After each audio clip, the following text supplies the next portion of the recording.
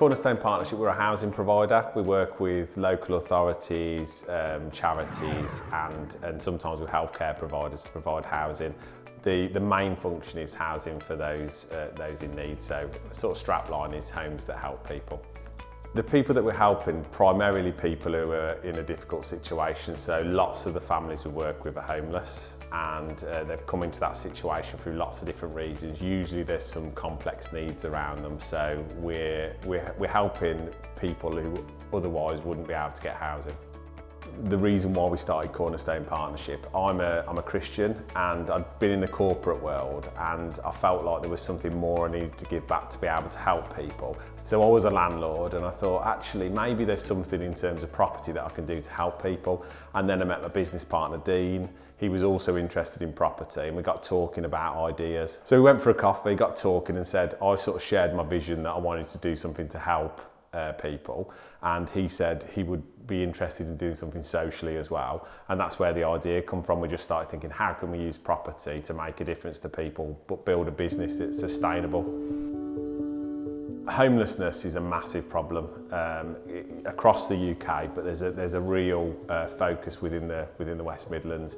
Birmingham is the largest local authority in Europe, and it's also, in terms of aside from London, is the area where there's the biggest issue in terms of homelessness.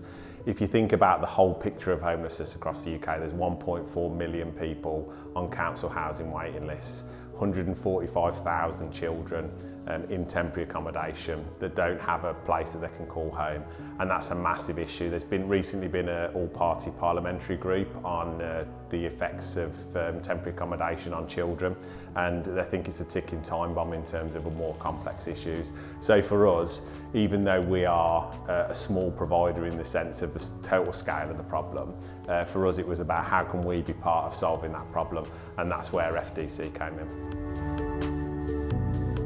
Our total investment was 10.2 million. That was broken down for 9 million from the West Midlands Combined Authority and 1.2 million from Birmingham City Council, and that was packaged together through Frontier Development Capital. We specifically sought out the lending because of the fact that we've got a very fragmented picture of lending. We were borrowing on houses. Houses are very sort of capital hungry. You need a lot of money to buy houses, you need a lot of money to refurbish them. It's not like a normal business where you can just reinvest working capital. When you know that there's people living in bed and breakfast for sometimes 2-3 years, and if you unlock funding, you can move people out of there. Like I said, small in terms of the overall scale of the problem, but that's the reason why we would do it, so that's what we did. Deployment to us is massive, like the speed of being able to get money out there to buy properties is super important because you're trying to find the best possible deals, you need to move quickly to get those. Working with a partner that understands how to make that happen makes a huge difference. 90% of the time we're using empty buildings or it's a dilapidated property that we've taken and we're refurbishing. That does two things. It takes an asset that's not being used by the local community, it turns it into something which is breathing life back into the community. It makes a huge difference because we're invested in the local area, so we're using local tradespeople, we're using local merchants. It's a shame to take down that history when you can actually give it its own second history.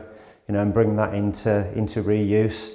I think people and the communities like and feel comfortable with the buildings, and they just like to see them brought back into use. And I do. It's something I've done quite a lot, and you just get a better feeling from bringing something back into use rather than flatten it and building boxes. You have to pinch yourself a little bit sometimes in terms of the difference you're making, but it's the stories that make the real difference. Like we have individual case studies of where we've heard back from a housing officer in terms of the difference it's made. It's the little anecdotes like you hear about kids doing cartwheels in the garden because they've been cooped up in a hotel room for months on end. It's the stories of where people have been able to apply to schools for their kids where they've not been able to go to schools because they've got a permanent base, they can register at GPs.